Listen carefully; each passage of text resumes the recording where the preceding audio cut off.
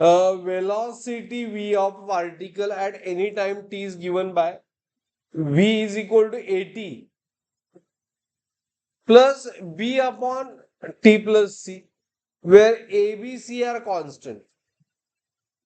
Dimension of a, b, c are respectively. Okay. तर actually A dimension of ABC म्हटलं चाललं असतं, ABC R constant हे चुकीचं आहे प्रॉब्लेम मध्ये. ठीक आहे, आपण हा वर्ड सोडून द्या, डायमेन्शन ऑफ एबीसी म्हणूया, कारण कॉन्स्टंटचं डायमेन्शन नसते. मग इक्वेशन काय दिले, V is equal to A plus B upon T plus C. 80 plus 80. आता यामध्ये 3 टर्म आहेत, तर 80 जी आहे त्या सेम ऍज डायमेन्शन ऑफ बी असणार, बरोबर. मग एच डायमेन्शन काय, व्ही अपॉन टी. हे सोपं आहे, म्हणजे एल टी रेज टू -1 आणि डिवाइड बाय अजून टी, म्हणजे एच डायमेन्शन काय आलं, एल टी रेज टू -2. आता यातलं कुठलं ऑप्शन आहे सांगा, असं बघून सॉल्व्ह केलं चालतंय. L H dimension L T raise to -2 आलं, एकच आहे डी, डीज ऑप्शन. बट बाकी सॉल्व्ह करायचं, हे महत्वाचं सगळ्यात. बी काय, बी ऐका, आणि T plus C same as V dimension असणार ह्या सगळ्या टर्मचं.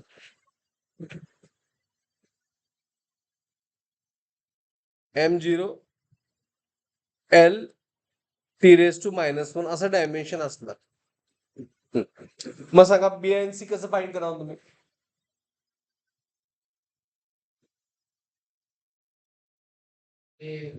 टी प्लस सी घेऊ शकत नाही आपण, कारण टी प्लस सी आहे म्हणून मध्ये प्लस आला, नुसतं टी घेऊ शकत नाही, मल्टिप्लाय मॅथचा रूल आहे. तर ह्यामध्ये बघा ही टर्म आहे ना, टी प्लस सी, ही आपण होमोजिनस घेऊ शकतो. म्हणजे काय, टी प्लस सी याचा अर्थ काय, डायमेन्शन ऑफ सी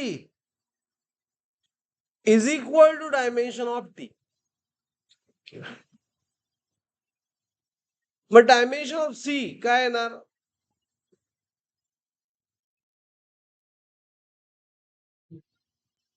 फक्त टी. बघा ऑप्शन बी मध्ये सगळ्यात शेवटी टीज आहे. चाल टी प्लस सी प्लस झालं, प्लस असं मायनस झालं, ही एकच टर्म घ्यायची. मग ह्या 2 टर्म टी प्लस सी मध्ये टी वेगळं सी वेगळं, तीच डायमेन्शन जे असणार ते सी असणार. तर but B upon T plus C काय, हे एक टर्म घेऊ शकत नाही आपण, तर ही एकच टर्म आहे. आणि ह्या एकच टर्मचं डायमेन्शन काय, वेलॉसिटी एवढं M0 L T -1, बरोबर. आता टी प्लस सी डायमेन्शन 2 आहे, काय आहे, किती, एकच,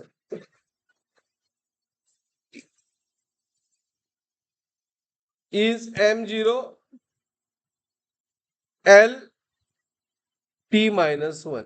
मग बीच काय येणार, हे T get multiplied, M0 L T -1 त्याला मल्टिप्लाय झालं T+1 म्हणजे काय आलं, -1 + 1 0. म्हणजे बीचं डायमेन्शन आलं M0 L T0 म्हणजे फक्त L. आला प्रॉब्लेम लक्षात? घ्या लिहून.